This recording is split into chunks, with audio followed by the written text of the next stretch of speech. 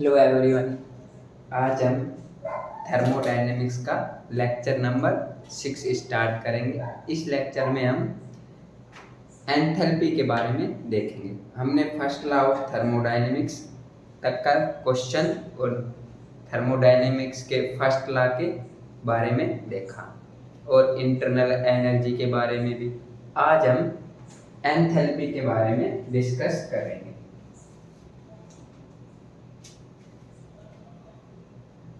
Enthalpy को हम H या फिर डेल्टा H से रिप्रेजेंट करते हैं। H या फिर डेल्टा H। इसके बारे में देखेंगे हम एंथैल्पी, डेल्टा H या फिर H। अच्छा, डेल्टा H तो क्या डिनोट करता है? चेंज इन एंथैल्पी, है ना। इनिशियल कंडीशन पर क्या एंथैल्पी थी और फाइनल स्टेट में क्या एंथैल्पी है, ये तो किससे पता लगेगा? Change in enthalpy.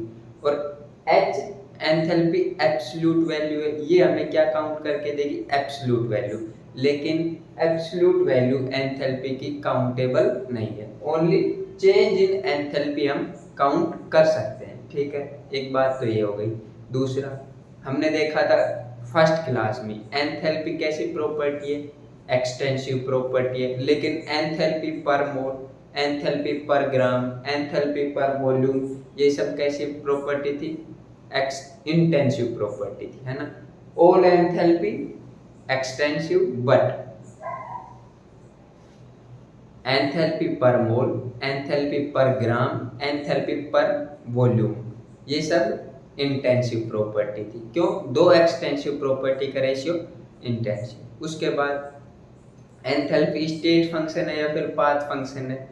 Enthalpy state function है। पाथ फंक्शन कौन कौन से? तीन है, वर्क, हीट और हीट कैपेसिटी। ठीक है। अच्छा, उसके बाद H और डेल्टा H दोनों इक्वल नहीं है, सेम बात नहीं है। H एब्सोल्यूट वैल्यू है, delta H change in enthalpy है। ठीक है। अच्छा, उसके बाद एंथैल्पी होता क्या है ना, ये सब तो हमने देखा। एंथैल्पी होता क्या है? Heat at constant pressure. किस पर? प्रेशर पर। कौन सा? कांस्टेंट प्रेशर पर। अच्छा, ये प्रेशर एक्सटर्नल प्रेशर होगा या सिस्टम का? ये प्रेशर सिस्टम का प्रेशर है ना। एक्सटर्नल प्रेशर कांस्टेंट यहाँ पर हमने नहीं लिया, है ना। ठीक है, पी एक्सटर्नल के बारे में जिक्र नहीं कर रहे, ओनली पी सिस्टम का प्रेशर कैसा होगा? कांस्टेंट होगा। ठीक है, हीट एट कांस्टेंट प्रेशर। यहीं से हम लिखेंगे पहली डेफिनेशन, फर्स्ट लाइन एंथैल्पी के बारे में। हीट एट कांस्टेंट प्रेशर किसको बताता है? H को, एंथैल्पी को। ठीक है, इसका मतलब मैं लिख सकता हूं H इक्वल टू QP। ठीक है, QP। QP क्या है? Heat at constant pressure. ये पढ़ेंगे इसको, QP को, heat at constant pressure. H क्या है? एंथैल्पी। ठीक है, उसके बाद देखना और क्या क्या लिख सकते हैं। अब हम देखना, हमने फर्स्ट लॉ ऑफ थर्मोडायनेमिक्स से देखा था delta U equal to Q plus Q into W। ठीक है, और W को हम क्या लिख सकते हैं? Q into PV। ये प्रेशर कौन सा है? P एक्सटर्नल है, एक्सटर्नल। और V क्या है? वॉल्यूम। ठीक है, P एक्सटर्नल और V क्या है? वॉल्यूम। Q क्या है? हीट है और डेल्टा। ठीक है, इसका मतलब अब हम क्या लिख सकते हैं? यहां से Q की वैल्यू क्या आ जाएगी? Q is equal to delta U into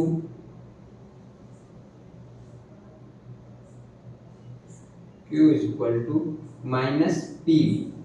ठीक है, और अगर मैं इसको हीट को कांस्टेंट प्रेशर पर कर दूं, P constant delta U minus PV। अच्छा, ये प्रेशर कांस्टेंट होगा क्या? नहीं। क्यों? ये तो एक्सटर्नल प्रेशर है, ये प्रेशर सिस्टम का है। ठीक है, उसके अलावा हीट एट कांस्टेंट प्रेशर को हम क्या बोल सकते हैं? H। ठीक है, यानी कि एंथैल्पी का फॉर्मूला हमारे पास क्या आ गया, du माइनस पी वी, ये हमारे पास एंथैल्पी का फॉर्मूला आ गया। ठीक है, इसके अलावा एंथैल्पी से रिलेटेड कुछ और बातें, कैसी प्रॉपर्टी है, इंटेंसिव, इंटेंसिव प्रॉपर्टी है। ठीक है, और एंथैल्पी पर मोल, सॉरी, एंथैल्पी पर वॉल्यूम, एंथैल्पी पर ग्राम, इनका फॉर्मूला क्या होगा, H divided by mole, H divided by volume और H डिवाइडेड बाई ग्राम। ये सब कैसी प्रॉपर्टी है, एक्सटेंसिव प्रॉपर्टी। क्यों, मोल, वॉल्यूम और ग्राम आल्सो एक्सटेंसिव प्रॉपर्टी, ओ सॉरी एक्सटेंसिव है ना।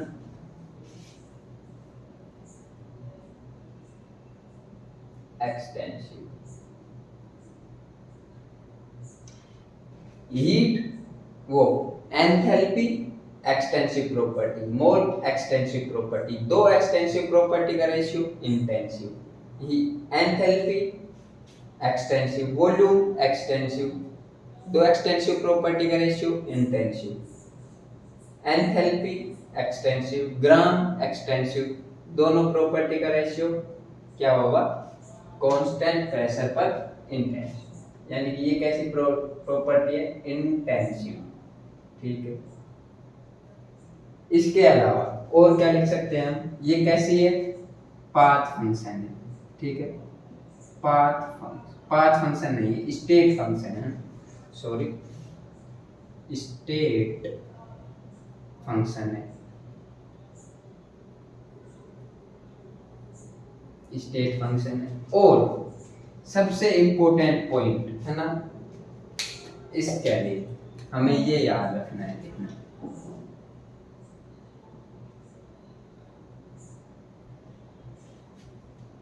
H एंथैल्पी फंक्शन है किसका, टेम्परेचर का, for ideal gas, for ideal gas, ideal gas के लिए एंथैल्पी किसका फंक्शन है, टेम्परेचर का। किस पर डिपेंड करेगी, एंथैल्पी टेम्परेचर पर, लेकिन कंडीशन क्या है, आइडियल गैस होनी चाहिए। आइडियल गैस के लिए enthalpy only on depend temperature. ठीक है, और अगर रियल गैस है तो इंटरनल एनर्जी के जैसे ही टेम्परेचर भी पर भी, वॉल्यूम पर भी, मोल पर भी और प्रेशर पर। ठीक है, मोल हटा देते हैं ना, pressure for real gas, real gas के लिए कैसा होगा, तीनों पर डिपेंड करेगी, टेम्परेचर, वॉल्यूम, प्रेशर। लेकिन आइडियल गैस के लिए किसका फंक्शन है, ओनली टेम्परेचर का। और अगर ये रियल गैस के लिए पूछा जाए, टेम्परेचर, वॉल्यूम, प्रेशर तीनों पर डिपेंड करेगा। ठीक है, ये तो हमने कुछ कॉमन पॉइंट लिखे थ्योरेटिकल। अब इसको हम, ये तो थ्योरेटिकल फॉर्म में, इसको मैथमेटिकल फॉर्म में कैसे लिखेंगे, इसको रख करते हैं, फिर देखना। एक ये फॉर्मूला याद रखना, इसी फॉर्मूले से हम सभी क्वेश्चन करेंगे और इसी से डिफरेंट डिफरेंट क्वेश्चन वो इक्वेशन ड्राइव करेंगे इन्हीं कंडीशन के बेसिस पर, इन पर। ठीक है, लिख लो ये आप।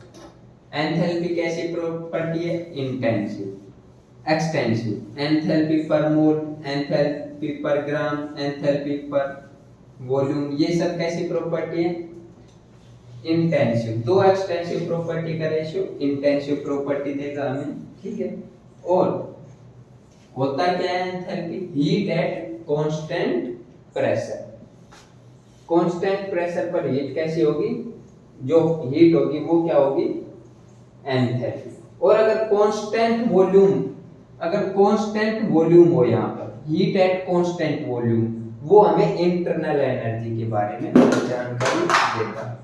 ठीक है, अब देखना, उसके बाद एंथैल्पी के बारे में आगे डिस्कस करेंगे। For ideal gas, for ideal gas, मैं वीडियो देख लेता हूँ चल रही है या नहीं, चल रही। फॉर आइडियल गैस, अगर आइडियल गैस की बात करें, एंथैल्पी डेल्टा एच किस पर डिपेंड करेगी, ओनली टेम्परेचर पर। अगर हम डेल्टा वी, इसको क्या पढ़ेंगे, चेंज इन वॉल्यूम, ठीक है, एट कांस्टेंट टेम्परेचर। जो ब्रैकेट के बाहर होगा वो क्या होगा, कांस्टेंट, और जो ब्रैकेट के अंदर डीवी में होगा वो क्या होगा, डी में होगा वो क्या होगा, चेंज होगा, ठीक है, वेरिएबल है, ठीक है। इसको हम क्या पढ़ेंगे, enthalpy eight constant pressure temperature change in volume, ठीक है। ये क्या आएगा, जीरो, किसके लिए, आइडियल गैस के लिए। क्यों, टेम्परेचर कांस्टेंट, आइडियल गैस के लिए टेम्परेचर कांस्टेंट, और आइडियल गैस के लिए enthalpy depend only temperature. Temperature हमने कांस्टेंट कर दिया, इसका मतलब एंथैल्पी में चेंज कितना आएगा, zero. Delta H, delta we ले लिया हमने, डेल्टा पी ले लेते हैं, और कांस्टेंट टेम्परेचर। इसको क्या पढ़ेंगे, at constant temperature change in enthalpy due to change in pressure.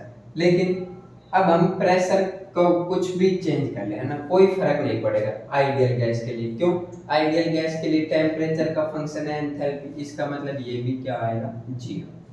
लेकिन अगर मैं डेल्टा एच, अब मैं टेम्परेचर को वेरिएबल कर दूं और प्रेशर या फिर वॉल्यूम, इन दोनों को कांस्टेंट कर दिया, एक बार प्रेशर को एक बार वॉल्यूम को, ठीक है, अलग अलग लिख देंगे, है ना।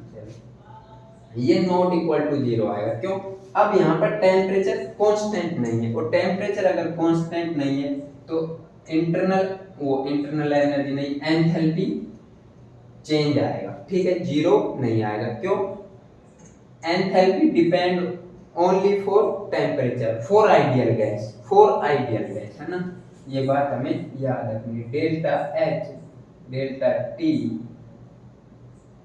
और यहाँ पर हम ले लेते हैं वॉल्यूम, ये भी क्या आएगा, नॉट इक्वल टू जीरो, ठीक है। और अगर यहीं पे हम रियल गैस की बात करें,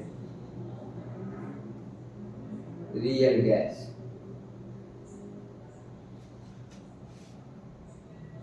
डिपेंड ओनली टेम्परेचर, ठीक है।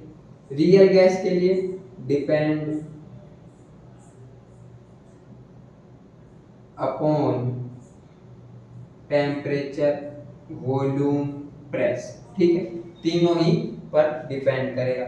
इसका मतलब अगर कोई भी एक वेरिएबल हुआ इन तीनों में से तो एंथैल्पी कांस्टेंट या फिर जीरो नहीं होगा, यानी कि delta H, delta V constant temperature पर not equal to zero, delta H, delta V constant pressure पर नॉट इक्वल टू जीरो। ये मैथमेटिकल फॉर्म में है ना, delta H, delta P at constant temperature पर not equal to zero, delta H, delta P at constant volume is equal to not zero, ठीक है। ऐसे temperature के फंक्शन में भी लिख सकते हैं, delta H, delta T at constant pressure not equal to zero. और क्या लिख सकते हैं, delta H, delta T at constant volume is equal to not zero. ध्यान से सुने दोबारा, ये सब क्या है, एंथैल्पी के बारे में हम बात कर रहे हैं। आइडियल गैस के लिए enthalpy depend only for temperature. अगर टेम्परेचर कांस्टेंट है इसका मतलब एंथैल्पी जीरो है, ठीक है। और अगर टेम्परेचर कांस्टेंट नहीं है एंथैल्पी जीरो नहीं है। और रियल गैस के लिए एंथैल्पी टेम्परेचर, वॉल्यूम, प्रेशर तीनों पर डिपेंड करेगा, है ना। इसका मतलब अगर तीनों कांस्टेंट है एंथैल्पी जीरो, और अगर तीनों में से कोई सा भी एक वेरिएबल है इसका मतलब एंथैल्पी जीरो नहीं होगा, ठीक है। ब्रैकेट के बाहर जो भी लिखा होगा वो क्या होगा, कांस्टेंट, और जो ब्रैकेट के अंदर डी का फंक्शन है वो क्या होगा, वेरिएबल। इसको क्या पढ़ेंगे, enthalpy eight constant temperature in change delta we. ठीक है, ये पढ़ेंगे। ये भी क्या, अब यहाँ पे देखो टेम्परेचर कांस्टेंट बाहर है, इसका मतलब जीरो, एंथैल्पी में change zero, temperature constant enthalpy change zero.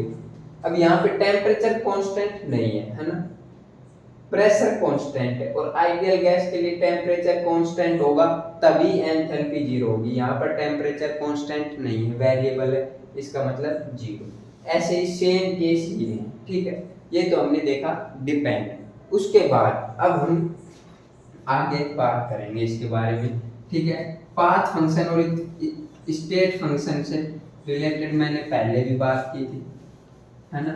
आज फिर इसके बारे में एक क्वेश्चन करके देखेंगे, पाथ फंक्शन और स्टेट फंक्शन से हमें क्या फायदा है ना।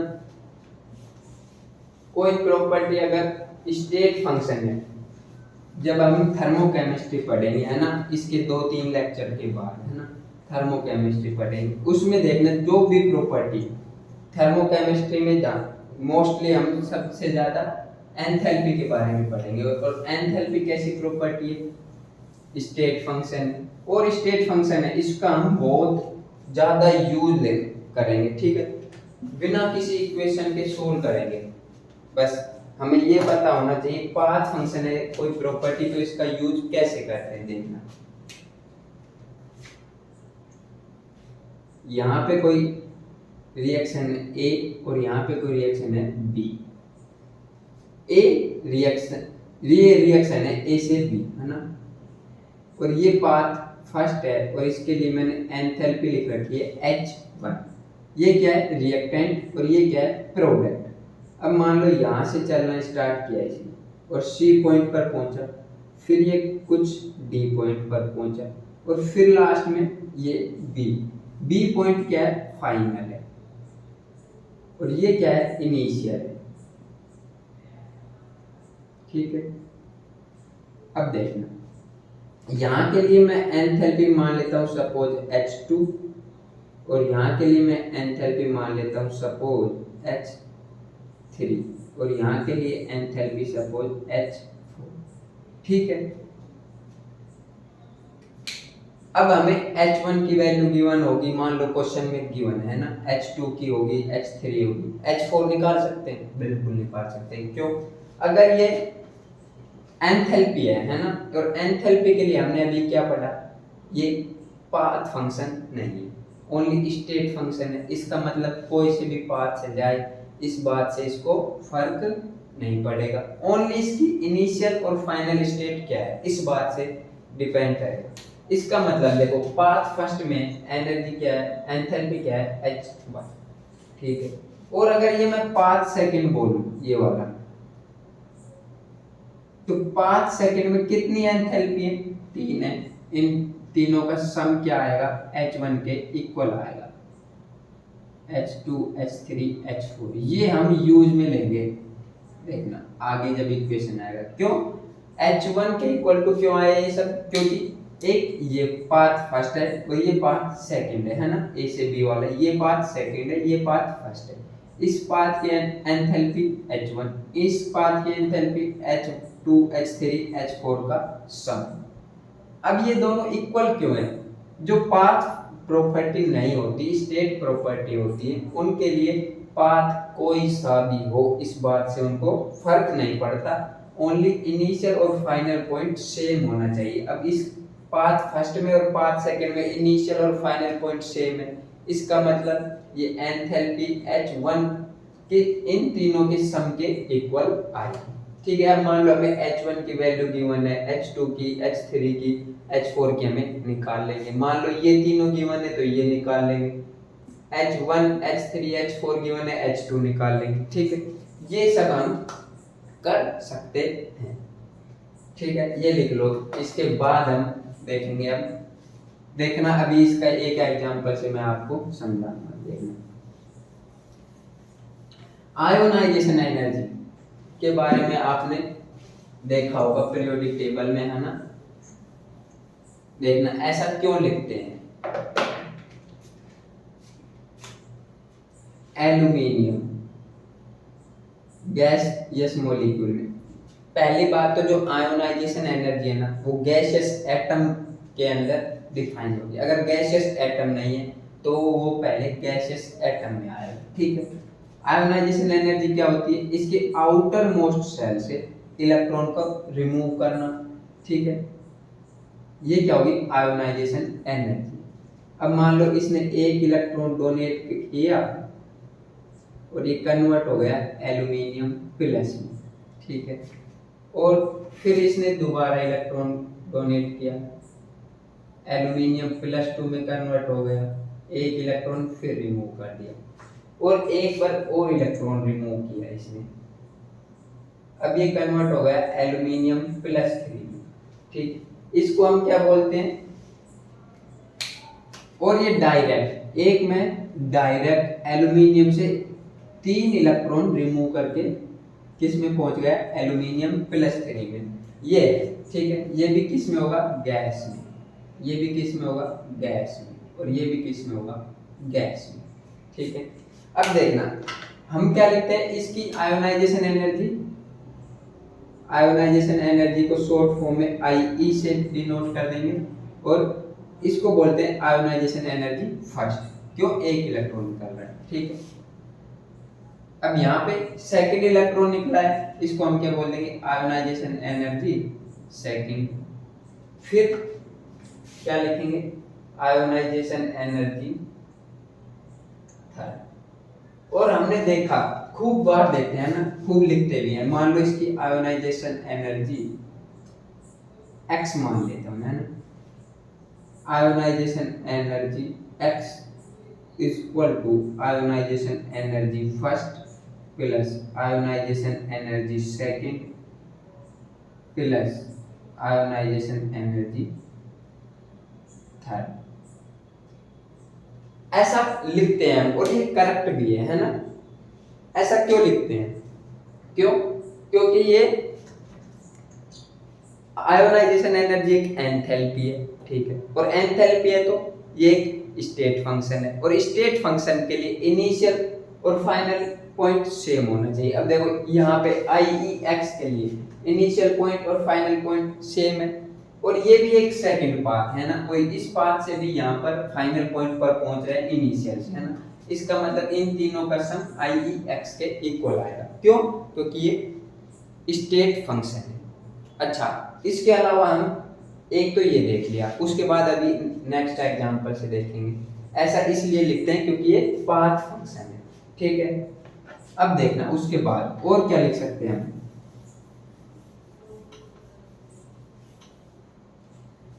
देखना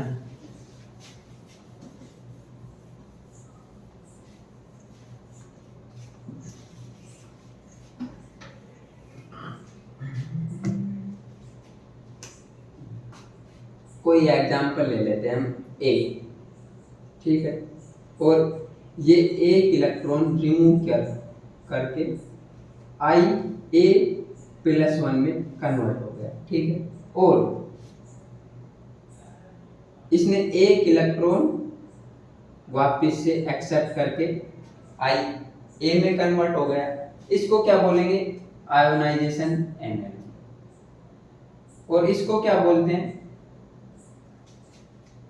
EA, इलेक्ट्रॉन गेन एंथैल्पी, ठीक है। ये भी एंथैल्पी है और ये भी एंथैल्पी। ये एटम में से इलेक्ट्रॉन को निकालना आयोनाइजेशन एंथैल्पी। ये भी गैसियस मॉलिक्यूल में होगा, है ना, और ये भी गैसियस में ही होगा आयोन ये भी। और एक इलेक्ट्रॉन का ऐड होना, है ना, या फिर 2 इलेक्ट्रॉन का ऐड होना, इसको क्या बोलते हैं इलेक्ट्रॉन गेन एंथैल्पी। जनरली 2 तक ही होता है, उसके बाद एंडोथर्मिक प्रोसेस हो जाएगा, है ना। आयोनाइजेशन एनर्जी, अब देखो इसके आउटर मोस्ट सेल्स में अगर हम इलेक्ट्रॉन निकालेंगे हमको एनर्जी देना पड़ेगा। इसका मतलब ये कैसा प्रोसेस है पॉजिटिव, है ना, एंडोथर्मिक है। इसके लिए डेल्टा H कैसा आएगा पॉजिटिव, एंडोथर्मिक, ठीक है। और अगर ये कैटायनिक स्पीसीज है ना, कैटायनिक स्पीसीज है, डेल्टा एच कैसा आएगा, negative. For cationic species, anionic के लिए है ना, अगर यहाँ पर एनायन होता ऑलवेज पॉजिटिव आएगा ये, है ना, ऑलवेज पॉजिटिव आएगा, ठीक है। और मेटल के लिए पॉजिटिव होती है ना, वो सब हम पीरियोडिक टेबल में देखेंगे। अभी ये कैटायनिक स्पीसीज है तो डेल्टा एच नेगेटिव। और ये कैसा प्रोसेस है, एक्सोथर्मी, ठीक है। और इसीलिए हम लिख भी सकते हैं यहाँ पर आयोनाइजेशन एनर्जी,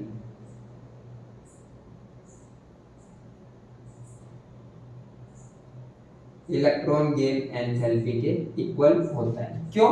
क्योंकि ये कैसी प्रॉपर्टी है, स्टेट फंक्शन है। देखो ए से प्लस ए यहाँ तक गया आयोनाइजेशन एनर्जी, और यहीं से वापस कन्वर्ट हो गया, इसको माइनस ई ए से रिप्रेजेंट कर दिया। ई ए क्या है, इलेक्ट्रॉन गेन एंथैल्पी। अब देखो मान लो ये साइक्लिक प्रोसेस है ना, साइक्लिक है, ए से A+1 में और A+1 से A में, यानी कि इनिशियल और फाइनल कंडीशन सेम होगी, तो एंथैल्पी के लिए वैल्यू क्या आएगी, 0, क्योंकि ये क्या है, पाथ फंक्शन है, ठीक है। ये सब हमने देखा। उसके बाद हम एंथैल्पी को अब आगे जिक्र करते हैं, आगे इसके बारे में क्या क्या होता है देखना।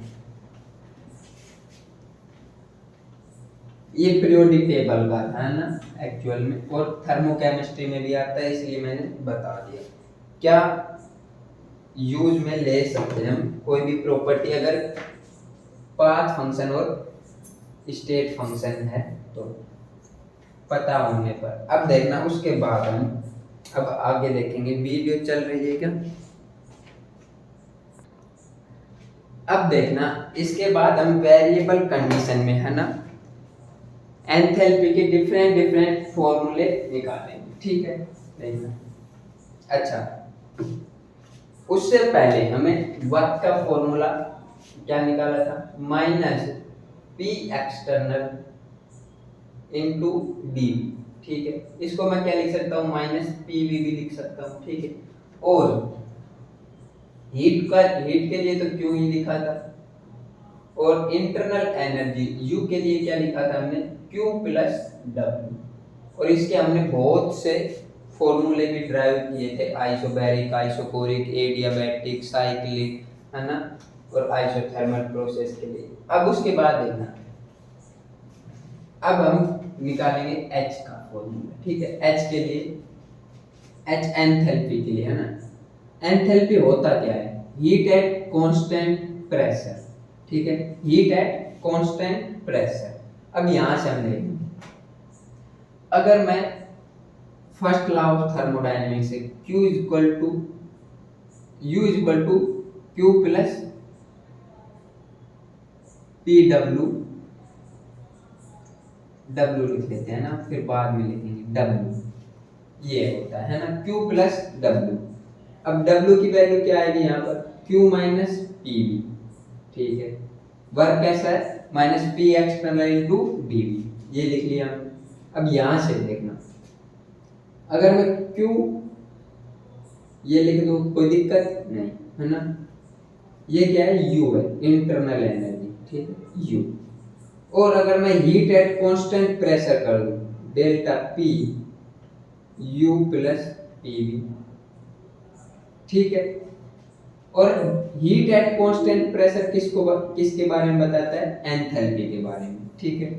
यहां से एंथैल्पी क्या आ जाएगा, H equal to U plus P V, ठीक है। ये हमने क्या निकाल लिया, एंथैल्पी का फॉर्मूला निकाल लिया। उसके बाद देखना, अब हम इसी फॉर्मूले से, है ना, ये यूनिवर्सल फॉर्मूला है ना, इसी फॉर्मूले से हम डिफरेंट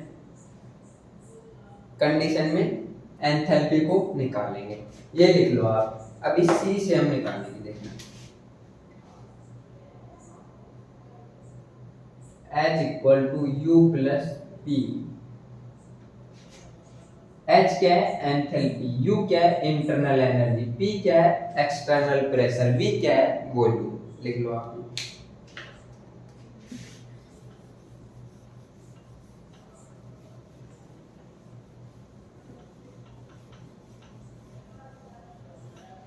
देखना उसके बाद।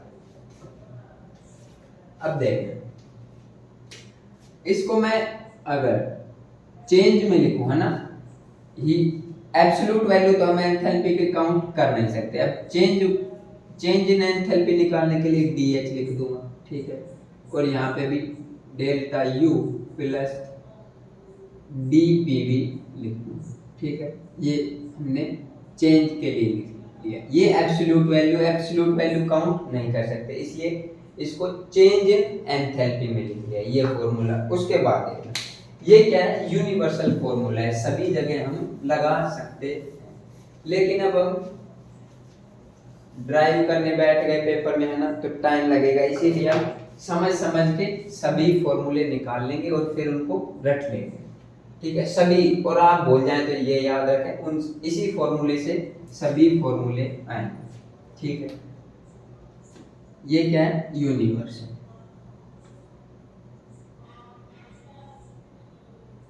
Universal formula. और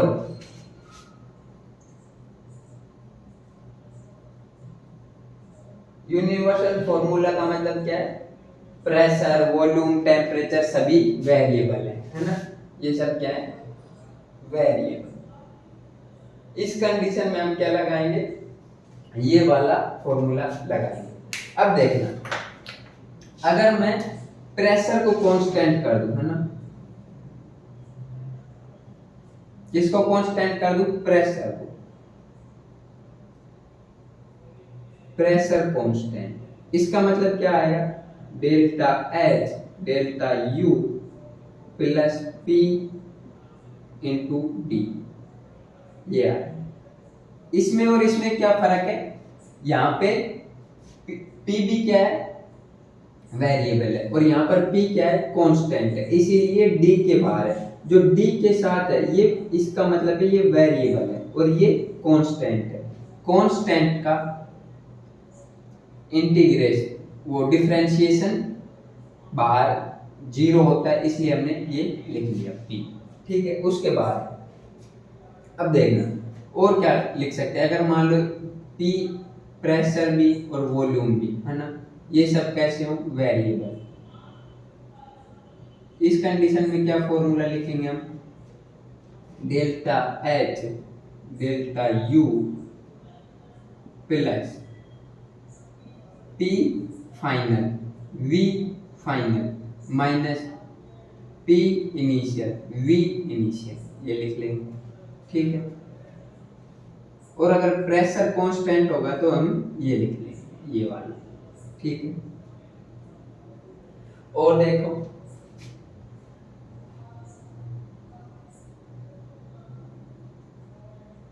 अच्छा, ये तो हमने दो फॉर्मूले सिंपल से लिख लिए। अब देखना सभी को पता है आइडियल गैस इक्वेशन क्या होती है, PV equal to nRT, PV equal to nRT। अब मैं इस PV की वैल्यू को nRT की इक्वल लिख सकता हूं यहाँ पर, ठीक है। लिखने से क्या हो जाएगा, देखना PV इक्वल टू nRT से delta H is equal to delta U plus D into N R, ठीक है। और आर क्या है, गैस कांस्टेंट है, यहां से आर, और अगर कांस्टेंट है उसका डिफरेंशिएशन जीरो होता है ना, इसलिए उसको बाहर ले लेंगे। Delta H is equal to delta U plus R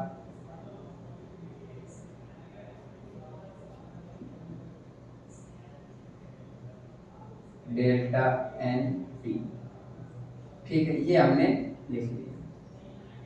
delta H is equal to delta U plus R del D N T, ये हमारे पास सेकंड इक्वेशन, ठीक है। अब उसके बाद इस इक्वेशन से हम तीन फॉर्मूले और बनाएंगे, देखना क्या क्या बना सकते हैं।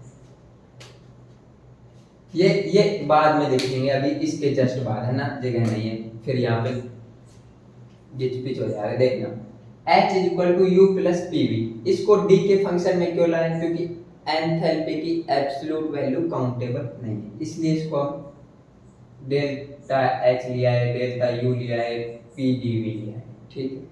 उसके बाद अगर प्रेशर कांस्टेंट, प्रेशर बाहर आ जाएगा, डीवी का फंक्शन आ जाएगा। प्रेशर और वॉल्यूम दोनों variable, P final V final minus P initial V initial.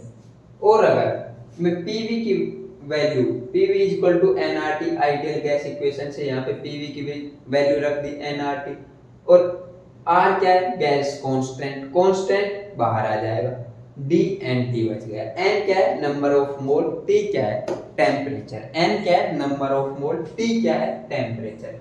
उसके बाद इस फॉर्मूले को हम आगे और लिखेंगे, देखना कैसे कैसे लिख सकते हैं।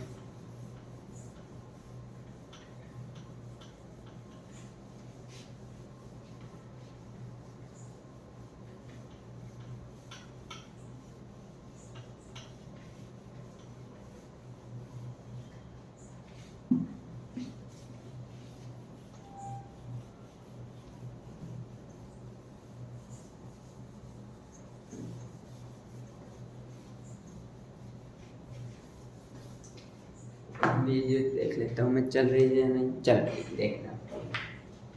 उसके बाद क्या लिख लिया था हमने, delta H equal to delta U plus R constant है, डेल्टा एन इंटू, ये हमने लिख लिया। अब देखना यहाँ से, अगर मैं टेम्परेचर क्या रखूँ, कांस्टेंट, टेम्परेचर क्या कर दिया मैंने, कांस्टेंट, ठीक है। तो यहाँ से क्या इक्वेशन आ जाएगी, डेल्टा एच, चलो यहाँ से तीनों के लिए कॉमन ही लिखते हैं ना, टेम्परेचर कांस्टेंट, टेम्परेचर क्या किया मैंने, कांस्टेंट।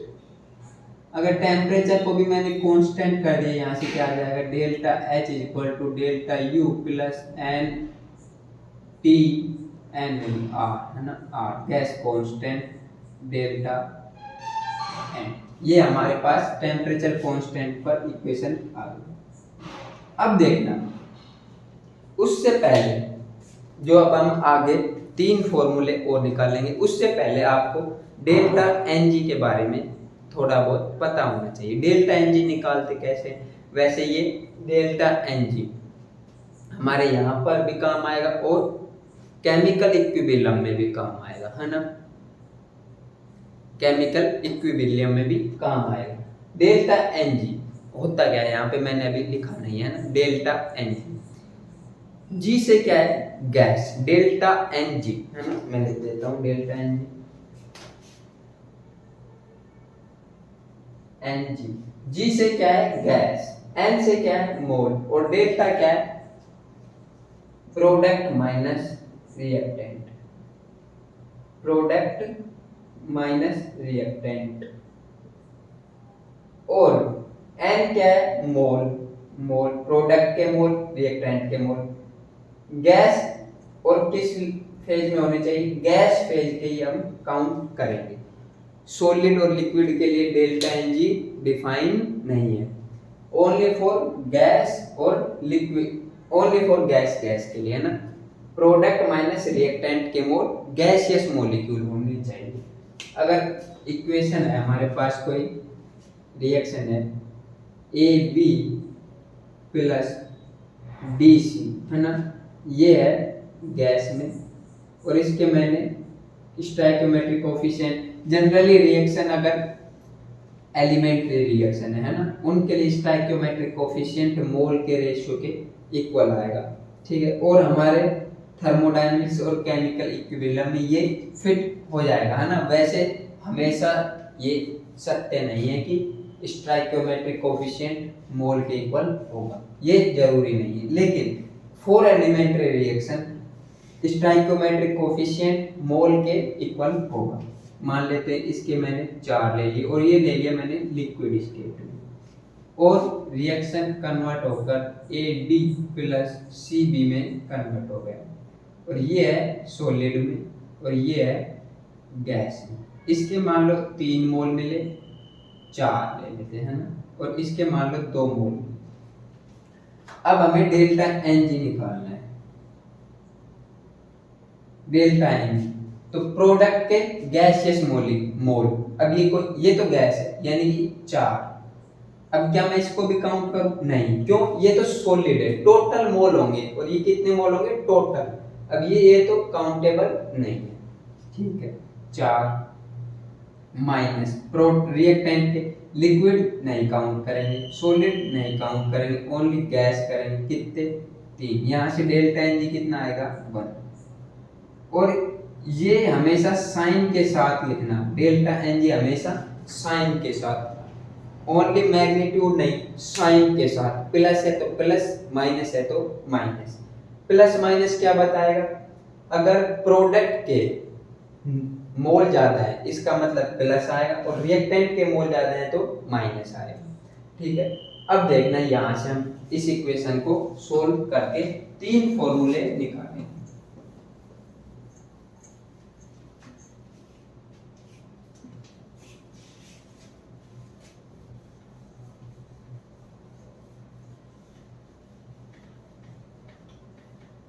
देखना, मान लो case first,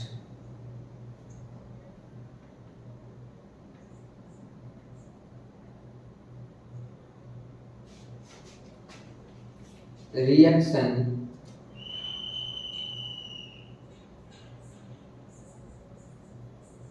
between reactant reaction does not occur. इसका मतलब क्या है? मान लो मैंने एक बीकर में 2 मोल हीलियम के डाल दिए और 2 मोल नियोन के डाल दिए, ये दोनों इनर्ट गैस है, अब इनमें रिएक्शन नहीं होगी, है ना। आफ्टर टी टाइम या फिर फाइनल कंडीशन पर, और रिएक्शन कंप्लीट होगी भी या नहीं हम कुछ कह नहीं सकते, और भी मॉलिक्यूल हो सकते हैं ना, लेकिन हीलियम और नियोन गैस है। अब ये रिएक्टेंट में जितने प्रोडक्ट में भी उतने ही मिलेंगे, क्यों? क्योंकि इनके बीच में तो रिएक्शन ही नहीं हुई, और रिएक्शन नहीं हुई इसका मतलब डेल्टा एन जी कितना? 0। यहां से मैं क्या लिख सकता हूं? Delta N G 0। क्यों? जब अगर रिएक्शन ही नहीं कर रहे तो इनिशियल मोल और फाइनल मोल गैस के क्या होंगे? 0। डेल्टा एन जी 0, यानी कि इसके लिए हम क्या लिख सकते हैं? Delta H equal to delta U plus R T के इक्वल आएगा। और अगर टेम्परेचर कांस्टेंट नहीं है तो ये भी 0 हो जाएगा, ठीक है। और अगर ये कांस्टेंट है, ठीक है, और ये क्या है? चेंज है, और अगर ये कांस्टेंट है तो यहां से डेल्टा एच क्या आ जाएगा? डेल्टा यू के, ये लिख लो आप। ये तो क्या कर दिया हमने? कांस्टेंट, और कांस्टेंट के लिए वैल्यू 0 आएगी। चेंज इन, अगर चेंज इन टेम्परेचर निकालेंगे और टेम्परेचर कांस्टेंट कर दिया तो ये तो 0 आ जाएगा ये टर्म, तो यानी कि एंथैल्पी किसके इक्वल आएगी? इंटरनल एनर्जी के। कब? जब रिएक्टेंट रिएक्शन नहीं करेंगे आपस में, और अगर रिएक्शन हुई, रिएक्शन के सेकंड, रिएक्शन अकर, अगर रिएक्शन हुआ इस कंडीशन में क्या होगा? डेल्टा एन जी पॉजिटिव भी हो सकता है, इसका मतलब, और इसको क्या बोल सकते हैं हम? लेस देन 0 या फिर ग्रेटर देन 0, ठीक है। और अगर डेल्टा एन जी नेगेटिव, इसका मतलब लेस देन 0, ठीक है। अब डेल्टा एन जी पॉजिटिव है, इसका मतलब प्रोडक्ट माइनस रिएक्टेंट कर रहे थे, और डेल्टा एन जी पॉजिटिव कब आएगा? जब मोल ऑफ प्रोडक्ट ज्यादा होंगे। मोल ऑफ प्रोडक्ट क्या होंगे? ज्यादा होंगे, किससे? मोल ऑफ रिएक्टेंट से, ठीक है। ये भी समझ में आ गया। और क्या लिख सकते हैं? यदि डेल्टा एन जी नेगेटिव कब आएगा? जब रिएक्टेंट के मोल ज्यादा होंगे। Mole of reactant greater than mole of product, ये तो हमारे पास कब आएगा, जब रिएक्टेंट के मोल हमारे पास प्रोडक्ट से ज्यादा होंगे। अब देखना टेम्परेचर और ये तो हमने कांस्टेंट कर दिया है ना, तो आर और टी कांस्टेंट है, इसका मतलब चेंज जीरो है ना, तो ये टर्म तो जीरो हो ही गई है ना, ये हम बार बार नहीं लिखेंगे, ये टर्म तो जीरो होगी क्यों, कांस्टेंट है और कांस्टेंट के लिए डिफरेंशिएशन जीरो आएगा। ठीक है, उसके बाद अब देखना यहाँ पे क्या इक्वेशन आई, अगर डेल्टा एन जी पॉजिटिव तो delta U plus delta H क्या आएगा, delta H equal to delta U plus delta N G ये आएगा। और अगर डेल्टा एन जी नेगेटिव होगा तो delta H delta U plus plus का नहीं माइनस का डेल्टा एन माइनस का डेल्टा एन। दो इक्वेशन आ गई हमारे पास, आर और टी तो कांस्टेंट है इसलिए इनका डिफरेंशिएशन जीरो। यहां से क्या फॉर्मूला गया, delta H equal to delta U plus delta N, ये तो क्या हो गया जीरो, क्यों, क्योंकि ये कांस्टेंट है। ठीक है, अब अगर रिएक्शन नहीं होगी तो इस कंडीशन में क्या होगा, डेल्टा एन जी रिएक्टेंट के भी मोल और प्रोडक्ट के भी मोल क्या होंगे, इक्वल होंगे। और इस कंडीशन में delta H equal to delta U. और अगर रिएक्शन हुआ, अगर प्रोडक्ट के मोल ज्यादा है delta N G positive greater than zero, और अगर रिएक्शन में रिएक्टेंट के मोल ज्यादा है इसका मतलब डेल्टा एन जी नेगेटिव या फिर लेस देन जीरो। यहां से दो इक्वेशन आ गई। ठीक है, अब देखना इस कंडीशन में तो डेल्टा एच क्या आएगा और delta H greater than delta U और delta H less than delta you.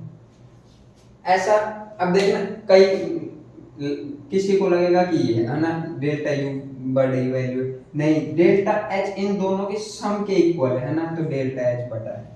ठीक है, और इस कंडीशन में delta H delta U minus delta N G के इक्वल टू, यानी कि डेल्टा एच की वैल्यू में से माइनस डेल्टा एन जी करेंगे जब डेल्टा यू के इक्वल आएगा, ये पॉजिटिव हो जाएगा उस साइड में। अगर डेल्टा एच में से देखो, इसको ऐसे भी तो लिख सकते हैं ना, delta H plus delta N G equal to delta you.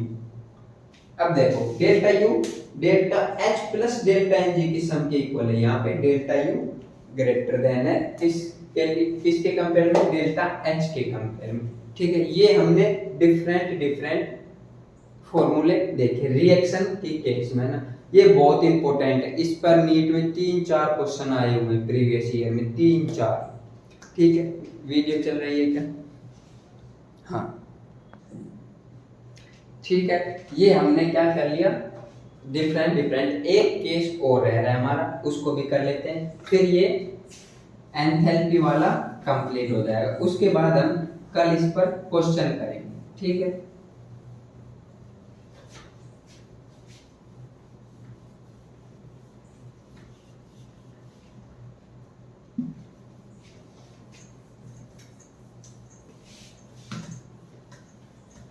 देखना कैसे कैसे करेंगे, क्या क्या इक्वेशन हो सकती है।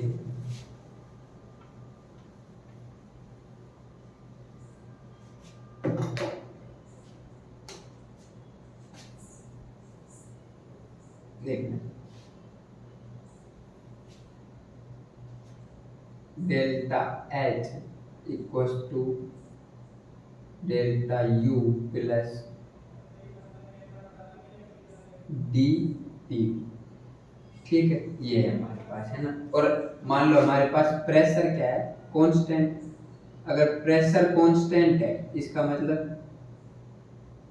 क्या आ जाएगा, delta U equals to sorry delta H है ना, delta H equals to delta U, pressure constant का डिफरेंशिएशन जीरो डेल्टा बी। ठीक है, अब देखना अगर मैं बात करूं, एक स्पेशल केस और आता है ना, रिएक्टेंट कन्वर्ट हो गया प्रोडक्ट में। ठीक है, और इस केस में फेज चेंज है ना, फेज चेंज नहीं हुआ, या फिर और हुआ तो भी लिक्विड से सॉलिड में और सॉलिड से लिक्विड में, ये कंडीशन है ना। इसी के लिए है ना, इन दोनों कंडीशन के लिए अगर फेज चेंज नहीं हुआ तो वॉल्यूम क्या होगा, कांस्टेंट। और अगर वॉल्यूम कांस्टेंट है इसका मतलब डेल्टा वी भी क्या आएगा, जीरो।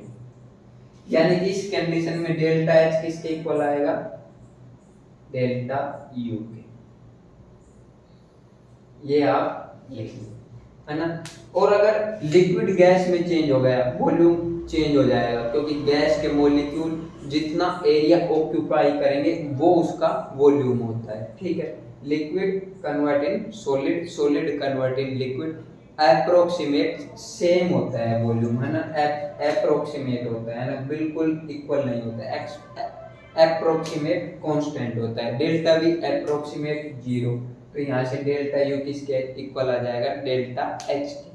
ये हमने क्या किए, डिफरेंट फॉर्मूले देखे। एक बार मैं फिर से समराइज कर देता हूँ आज का लेक्चर में हमने क्या क्या किया। एंथैल्पी के बारे में हमने देखा।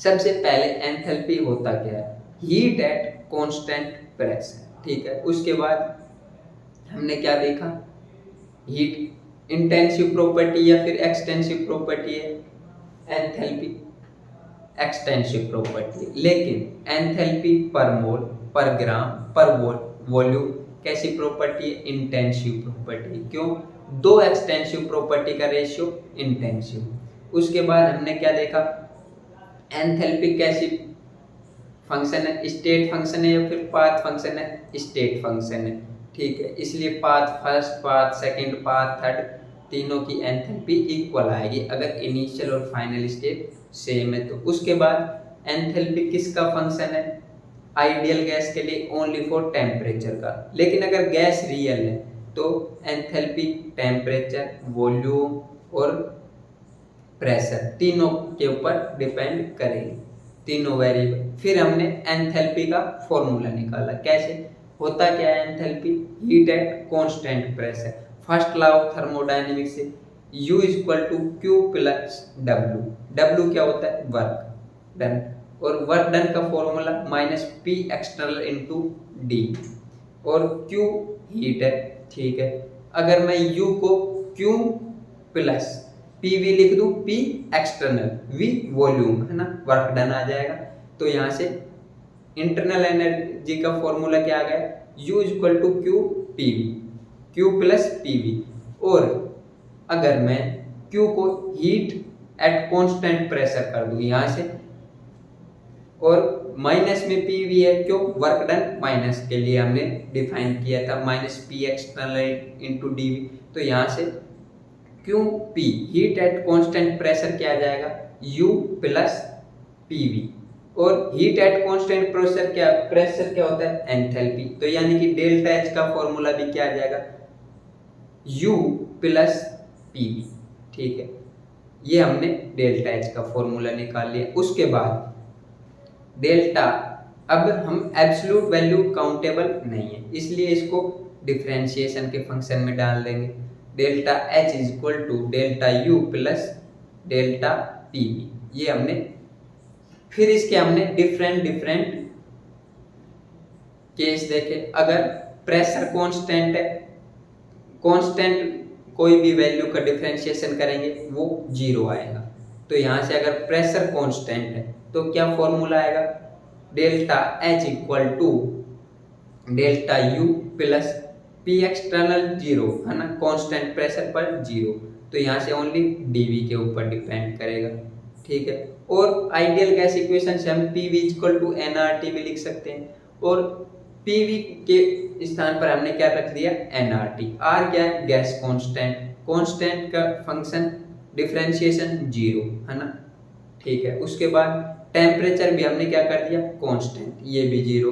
अब किस पे डिपेंड होगा, ओनली मोल पर, डेल्टा एच है ना, और इंटरनल एनर्जी पर। अगर मोल गैस रिएक्शन के मॉलिक्यूल आपस में, रिएक्टेंट के मॉलिक्यूल आपस में रिएक्शन में पार्टिसिपेट नहीं कर रहे हैं, तो इस कंडीशन में क्या होगा, रिएक्टेंट और प्रोडक्ट के मोल सेम होंगे, जितने रिएक्टेंट के मोल हैं उतने ही प्रोडक्ट के मोल होंगे। यहाँ पर डेल्टा एन जी क्या आएगा, जीरो।